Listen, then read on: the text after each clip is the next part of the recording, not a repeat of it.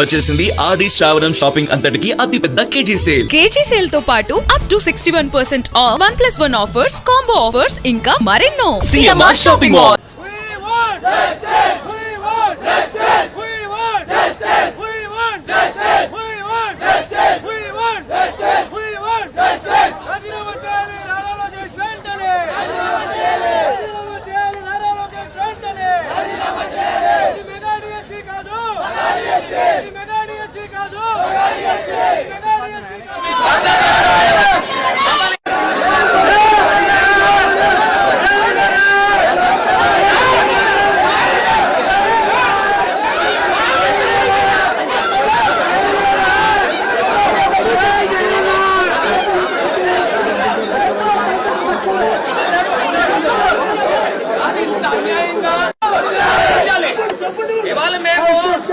శాంతియుతంగా ర్యాలీ చేయడానికి వెళ్తా ఉంటే పోలీసులు వచ్చి ఏదో టెర్రరిస్ట్ లాగా అడ్డుకుంటే మోచేలతో డొక్కల్లో గుద్దే కార్యక్రమం చేస్తా ఉన్నారు.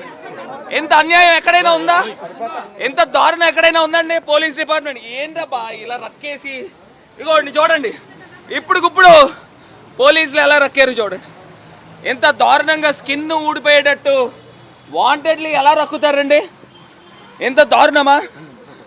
ఇప్పుడుకిప్పుడు మేము ఏం చేస్తున్నాం, ఎక్కడ తప్పు చేస్తున్నాం అండి? శాంతియుతంగా ర్యాలీ చేద్దామని అనుకుంటే ఒకసారి కింద దింపమా, అక్కేసి తోసేసే కార్యక్రమాలు చేస్తున్నారు. ఇది మంచి పద్ధతి కాదండి. ఏమండి, ఇవాళ డిఎస్సి పరీక్షలో నవీన్ అనే వ్యక్తికి ఫస్ట్ ర్యాంక్ వచ్చింది. అతను కంప్యూటర్ ఆపరేటరు. అతను క్వశ్చన్ పేపర్స్ అన్నీ కూడా అప్లోడ్ చేశాడు. అప్లోడ్ చేసిన వ్యక్తి ఫస్ట్ ర్యాంక్ వచ్చింది. అతను ఒక్కడే చూసి రాశాడా? ఎంతమందికి పేపర్ లీక్ చేశాడు? ఇది కదా బయటికి రావాల్సింది. దీనిపైన విద్యాశాఖ మంత్రి ఎందుకు మౌనంగా ఉంటున్నాడు? ఇది కాకుండా జియో నెంబర్ 4లో ఎగ్జామ్స్ అవసరం లేదు అని స్పోర్ట్స్ కోటా ఉద్యోగాలు 350 పైన ఇచ్చారు. మళ్ళీ స్పోర్ట్స్ మ్యాన్స్ దగ్గర నుంచి మాకు కంప్లైంట్లు వస్తున్నాయని జియో నెంబర్ 56 సంవత్సరం తర్వాత ఇచ్చి మళ్ళీ ఎగ్జామ్లు రాయించారు. అంటే ముందర ఇచ్చిన స్పోర్ట్స్ కోటా ఉద్యోగాలు రద్దు చేశారా? చేయలేదు కదా. అంటే దీన్ని బట్టే మీకు అర్థమవుతుంది 350 ఉద్యోగాల పైన అమ్ముకున్నారనేది.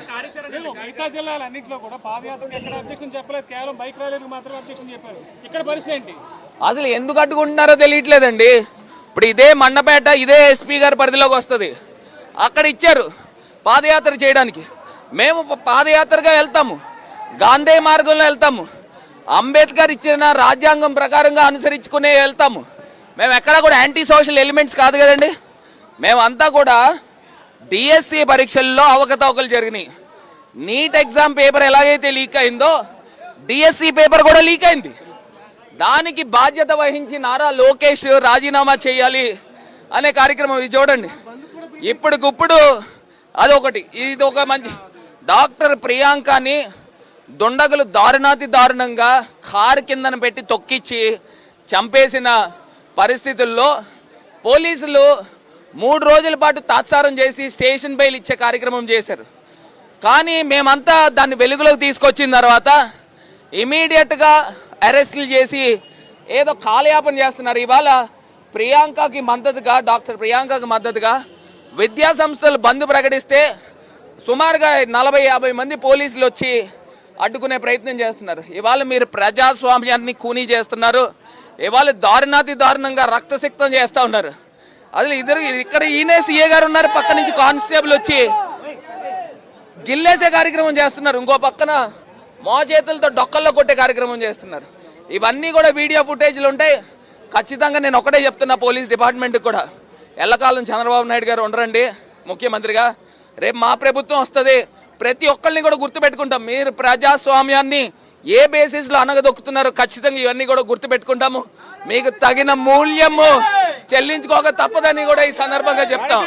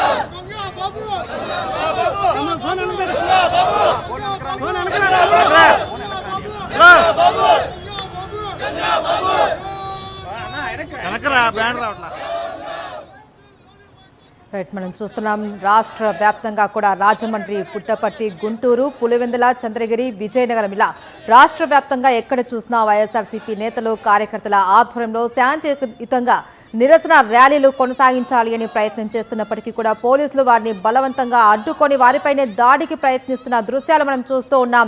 గుంటూరులో అంబటి రాంబాబు, రాజమండ్రిలో భరత్, అలాగే మనం పుట్టపర్తి, చంద్రగిరి, పులివెందుల్లో కూడా చూస్తున్నాం. పోలీసుల అత్యుత్సాహాన్ని చూస్తున్నాం, వారిపైన లాఠీ చార్జ్ చేస్తున్న దృశ్యాలు మనం చూస్తూ ఉన్నాం.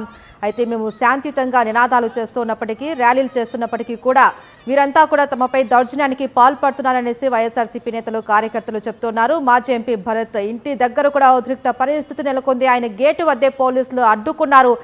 భరత్ పైనే పోలీసులు తిరిగి దాడి చేయడం మనం చూస్తూ ఉన్నాం. ఆ దృశ్యాలలో కూడా మరోవైపు గుంటూరులో కూడా అంబేద్కర్ విగ్రహం వద్దకు చేరుకున్నారు అంబటి రాంబాబు. అక్కడ శాంతియుతంగా తాము నిరసనలు చేపట్టడానికి ప్రయత్నం చేస్తూ ఉంటే పోలీసులు అడ్డుకోవడం ఏంటి అని ప్రశ్నిస్తున్నారు. మరోవైపు బొత్స సత్యనారాయణ ఆధ్వర్యంలో కూడా ఇలా రాష్ట్ర వ్యాప్తంగా ప్రతి చోట కూడా దగా డిఎస్సీ పైన ప్రజాపోరులో భాగంగా వైఎస్ఆర్సీపీ నేతలు, కార్యకర్తలు శాంతియుతంగా నిరసన కార్యక్రమాలు చేపట్టడానికి సిద్ధమయ్యారు. మరోవైపు మహిళలను కూడా చూడకుండా పోలీసులు వారిపైన అత్యుత్సాహం ప్రదర్శిస్తూ ఉన్నారు. మహిళలను లీడ్ చేయడానికి కనీసం లేడీ కానిస్టేబుల్స్ కూడా లేరు అనేసి వారు వాపోతున్నారు. మహిళా కార్యకర్తలపైన పోలీసులు దౌర్జన్యం చేస్తున్నటువంటి ఆ దృశ్యాలు మనం చూస్తూ ఉన్నాం. ప్రతి ఒక్క చోట కూడా శాంతియుతంగా తాము నిరసనలు చేయడానికి ప్రయత్నం చేస్తూ ఉంటే పోలీసులు అనవసర రాద్ధాంతం చేస్తూ ఉన్నారనేసి కూడా ఆరోపిస్తున్నారు. ఆర్టీఓ కార్యాలయం వద్ద కూడా వైఎస్ఆర్సీపీ నేతలపైన పోలీసులు జులుం ప్రదర్శిస్తూ ఉన్నారు.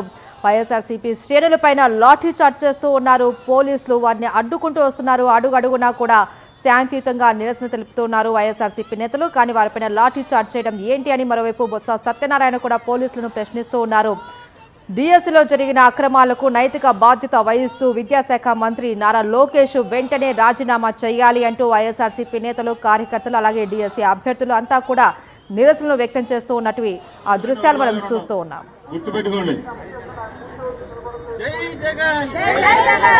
రాజీనామా చేయాలి, నారా లోకేష్ వెంటనే రాజీనామా చేయాలి. అక్రమాల మీద, డిఎస్సిలో జరిగినటువంటి అవకతవకల మీద అనేక రోజులుగా, అనేక నెలలుగా వైఎస్ఆర్ కాంగ్రెస్ పార్టీ రాష్ట్ర వ్యాప్త ఉద్యమాన్ని చేస్తుంది. ఆ ఉద్యమం 1వ తారీఖున కలెక్టర్లందరికీ కూడా మెమోరాండాలు ఇచ్చాం, ఆధారాలతో సహా ఇచ్చాం. ప్రభుత్వానికి పంపించండి, ఎంక్వైరీ చేయించండి, సిబిఐ ఎంక్వైరీ వేయండి, లేకపోతే కేంద్ర విద్యాశాఖ మంత్రి ఏ విధంగా రాజీనామా చేశారో అదేవిధంగా నారా లోకేష్ ఆంధ్రప్రదేశ్ విద్యాశాఖ మంత్రి రాజీనామా చేయాలి అని చెప్పారు.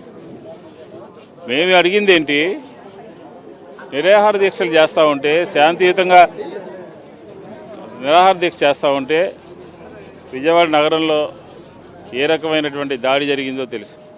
ఏ రకంగా ఎమ్మెల్యే చట్టాన్ని చేతిలో తీసుకుని దాడి చేశాడో మనకు తెలుసు.